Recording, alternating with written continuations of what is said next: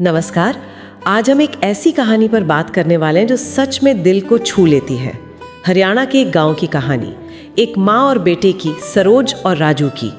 उनके जीवन में आस्था और मुश्किलें जैसे साथ साथ चलती हैं, और इस सब के बीच उनका खाटू श्याम बाबा पर अटूट विश्वास। ये जानकारी हमें एक विवरण से मिली है जिसका शीर्षक है खाटू श्याम बाबा की कृपा, माँ बेटे की आस्था। आज हम कोशिश करेंगे समझने की कि कैसे मुश्किल हालात, गहरी श्रद्धा और जिसे कुछ लोग शायद ईश्वरीय मदद कहें, वो अनुभव कैसे एक साथ आते हैं। इस कहानी में दुख है, गरीबी है, रिश्तेदारों का अजीब बर्ताव है, और फिर है माँ बेटे का वो विश्वास जो उन्हें खाटू धाम तक ले जाता है। एक बहुत मुश्किल सफ़र, और उसके बाद एक ऐसा बदलाव आता है जिसे वो चमत्कार से कम नहीं मानते। तो चलिए शुरू करते हैं। कहानी की शुरुआत होती है सरोज मीना से, हरियाणा का एक छोटा सा गांव। करीब 6 साल पहले की बात है। उनके पति की बीमारी से मृत्यु हो गई। वो अकेली रह गई। घर चलाने की जिम्मेदारी उनके 25 साल के बेटे राजू पर आ गई। वो मजदूरी करता था, बस जैसे तैसे गुजारा चल रहा था। हाँ, और यहीं पर हमें वो ग्रामीण भारत में एक अकेले कमाने वाले परिवार की कमजोर स्थिति दिखती है। पूरी तरह से शारीरिक मेहनत पर निर्भर होना, कोई जमा पूंजी नहीं, कोई खास सामाजिक सुरक्षा नहीं। एक छोटा सा झटका भी पूरे परिवार को हिला सकता है। उनकी रोज की जिंदगी ही एक लड़ाई थी। और वो झटका आया भी बहुत जोर का। एक दिन राजू काम से घर लौट रहा था तो एक ट्रक ने उसे टक्कर मार दी। भयानक एक्सीडेंट। उसकी कमर और पैर इतनी बुरी तरह चोटिल हुए कि डॉक्टरों ने साफ कह दिया, ये अब कभी चल नहीं पाएगा, बाकी की जिंदगी बिस्तर पर ही गुजरेगी। ओहो, ये सुनना किसी भी माँ के लिए कितना मुश्किल रहा होगा। हाँ, सरोज तो जैसे पूरी तरह टूट ही गई। पति की मौत का सदमा अभी गया भी नहीं था ठीक से, और अब बेटा भी हमेशा के लिए अपाहिज। घर में कमाई का कोई जरिया नहीं रहा। हालात इतने बिगड़े के खाने तक के लाले पड़ गए सरोज को। खुद दूसरों के घरों में बर्तन मांजने, कपड़े धोने का काम शुरू करना पड़ा। और इस स्थिति का एक और पहलू है जो स्रोत बताता है, सामाजिक पहलू। ऐसे मुश्किल वक्त में जब उन्हें सहारे की सबसे ज्यादा जरूरत थी, कुछ रिश्तेदार और पड़ोसी मदद तो दूर, उनकी जमीन हड़पने की सोचने लगे। हाँ, ये बताया गया है। ये सिर्फ पैसों की तंगी नहीं थी, ये सामाजिक अकेलापन और शोषण का खतरा भी था। ऐसी हालत में इंसान और ज्यादा टूट जाता है ना। बिल्कुल, बताया गया है कि सरोज हर रात रोती थी। शायद भगवान से ही बात कर पाती थी, अपनी तकलीफ कह पाती थी। और राजू की हालत भी बहुत खराब थी। शारीरिक तो थी ही, मानसिक रूप से भी। वो एकदम निराश हो चुका था, खुद को माँ पर बोझ समझने लगा था। कभी कभी तो मरने तक की बातें करता था। लेकिन सरोज, वो उसे डांटती भी थी, हिम्मत भी देती थी, और बस एक ही बात कहती थी, खाटू श्याम बाबा पर विश्वास रखो। वो बाबा को हारे का सहारा मानती थी। पति की मौत के बाद से ही उनकी भक्ति बढ़ गई थी। राजू ने भी बचपन से माँ के साथ भजन सुने थे, गाए थे, तो वो भी जानता था बाबा को। हाँ, यहाँ आस्था एक बहुत मजबूत मनोवैज्ञानिक सहारे की तरह काम कर रही है, ऐसा लगता है। जब बाहर की दुनिया में सब कुछ हाथ से निकलता दिखे तो अंदर का विश्वास ही इंसान को थामता है। घर में श्याम बाबा की छोटी सी मूर्ति रखना, रोज पूजा करना, और सरोज का वो संकल्प लेना कि राजू ठीक हुआ तो खाटू धाम जाएंगे, ये सब सिर्फ रस्में नहीं है। ये उनकी उम्मीद को एक तरह से जिंदा रखने का तरीका था, एक सहारा था।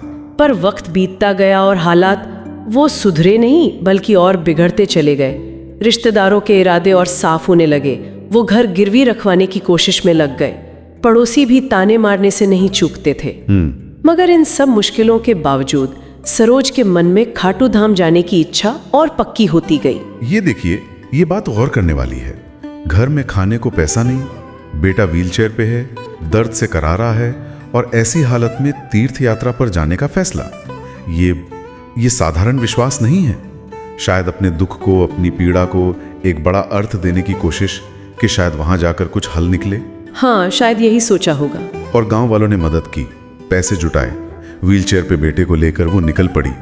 ये उनके इरादे की दृढ़ता दिखाता है, और शायद ये भी कि उस छोटे से समुदाय में अब भी थोड़ी बहुत आपसी मदद बाकी थी। रास्ता बहुत कठिन था। राजू दर्द से तड़पता रहा, उसकी हालत कई बार बिगड़ी, पर सरोज उसे दिलासा देती रही, बस बेटा, पहुंचने वाले हैं, बाबा ने बुलाया है हमें, वो सब ठीक कर देंगे। और जब वो मंदिर पहुंचे, हजारों की भीड़ थी। कहते हैं उस माहौल में पहुंचते ही सरोज की आंखों से आंसू रुक नहीं रहे थे। वो माहौल ही ऐसा होता है। उन्होंने जैसे तैसे राजू को व्हीलचेयर के साथ बाबा के दरबार तक पहुंचाया।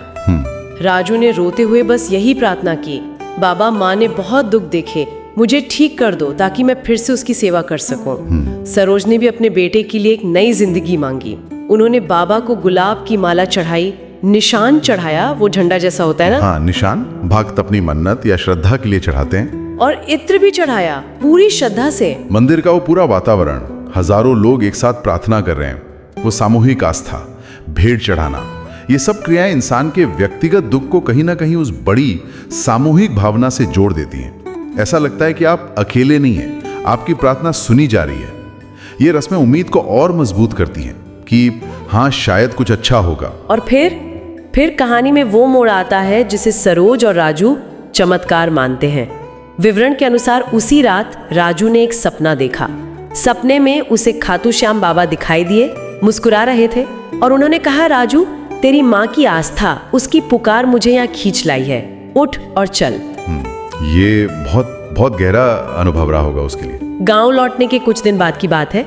एक सुबह राजू ने ऐसे ही उठने की कोशिश की और उसे अपने पैरों में हल्की सी हरकत महसूस हुई। सरोज तो हैरान रह गई, यकीन ही नहीं हुआ उन्हें। जाहिर है। फिर धीरे धीरे वक्त लगा, पर राजू पहले सहारे से चलने लगा और कुछ महीनों बाद बिना किसी सहारे के वो चलने लगा था। अच्छा। डॉक्टर हैरान थे, उनके लिए तो ये नामुमकिन था। मेडिकल साइंस के हिसाब से ऐसा होना ही नहीं चाहिए था।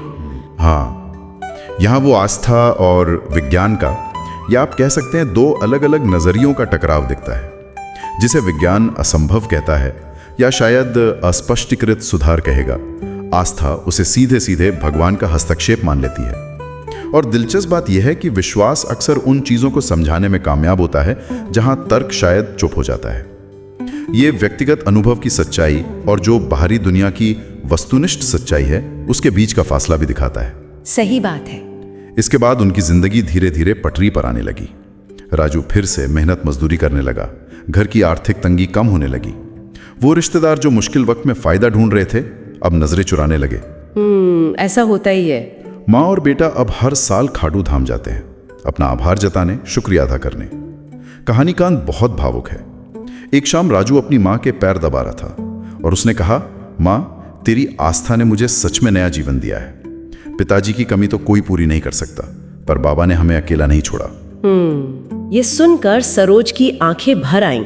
उन्होंने राजू को गले लगा लिया, रोते हुए बोली, बेटा मुझे तो पूरा विश्वास था, मैंने कभी हार नहीं मानी थी, बाबा हमेशा हमारे साथ थे। घर में जय श्री श्याम की गूंज होती है। आंखों में आंसू थे, पर वो खुशी के आंसू थे, आस्था की जीत के आंसू। तो ये थी सरोज और राजू की कहानी। गहरे संकट से गुजरना, खाटू श्याम बाबा पर अटूट विश्वास रखना, एक बहुत मुश्किल तीर्थ यात्रा करना और आखिर में वो नतीजा जिसे वो चमत्कार मानते हैं।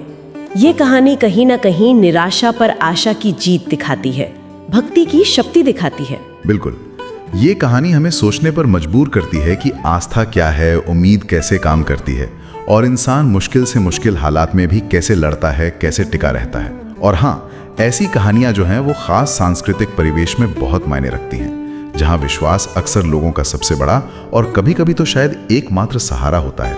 ये कहानी व्यक्तिगत यकीन और बाहरी दुनिया की जो कठोर सच्चाइयां हैं, गरीबी, बीमारी, समाज का बर्ताव, उनके बीच के जटिल रिश्ते को भी दिखाती है। और ये हमें एक सवाल के साथ भी छोड़ जाती है कि जब जिंदगी में बहुत मुश्किल दौर आता है, तब किसी इंसान की अपनी गहरी आस्था और उसे समाज से जो समर्थन मिलता है या नहीं मिलता है, उसके बीच क्या रिश्ता होता है।